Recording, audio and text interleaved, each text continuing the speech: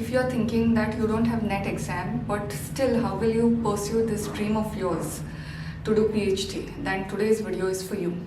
Because today I will share you 5 ways that will help you to take PhD admissions without a net exam. Now, net is considered as the gold standard, but many of them don't realize that there are so many ways of fulfilling your dream of getting admission for PhD without having the hassle to clear the exam. Of course, if you are clearing it, well and good. I have cleared it myself and I'm doing PhD based on that. But what if you don't? Because sometimes there is an age limit, sometimes you are just not in the zone of clearing that particular thing. So today's video will be for you. NET is generally cleared before PhD for 2 reasons. First, if your long-term intention is to join as assistant professor, basically a career in academia, and secondly, you are interested in research based on fellowship. What if you are in the middle of PhD and you realize that your passion is something else, that you don't want to be in academia or whatever? Why are we thinking so far?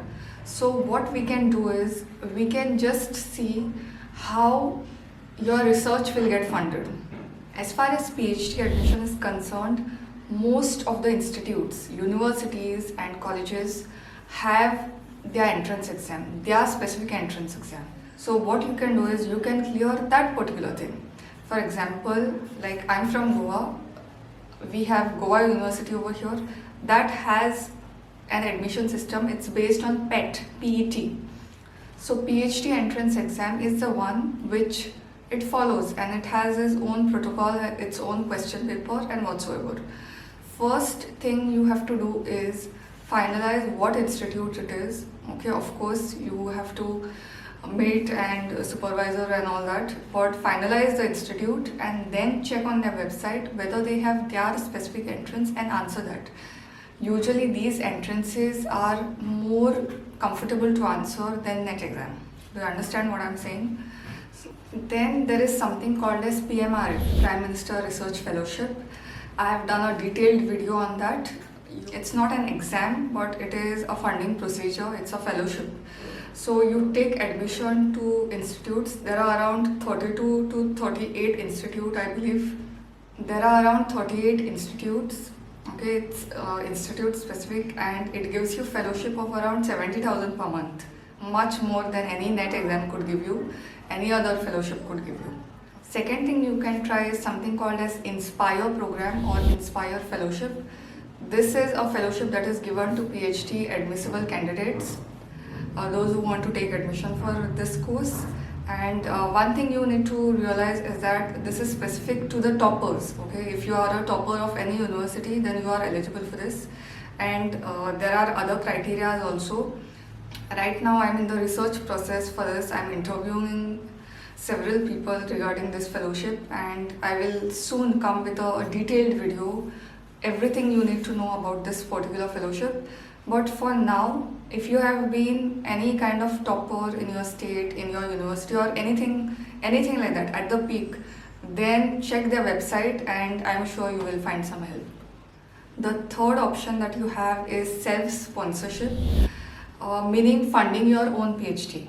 I know this suggestion comes as a weird one, but I have actually met candidates for posters and for conferences where they are funding their own PhD. It could be because they are financially stable. My advice would be to go with a funded PhD where you get paid for something.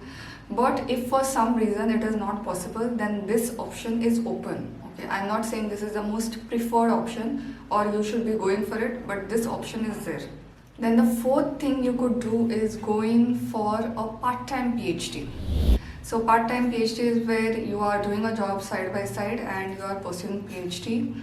The advantage is that the objectives here are relatively less because your supervisor already knows that you cannot manage 2 things at a time.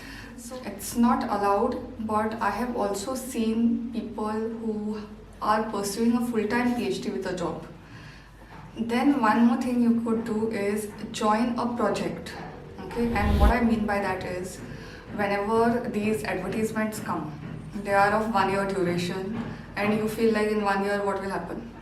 But if you join a project, say suppose, whatever is the title, then there is a possibility that it gets converted into PhD. In my lab also, several people have joined under project and then they had got themselves converted into research scholars. So that option is also open.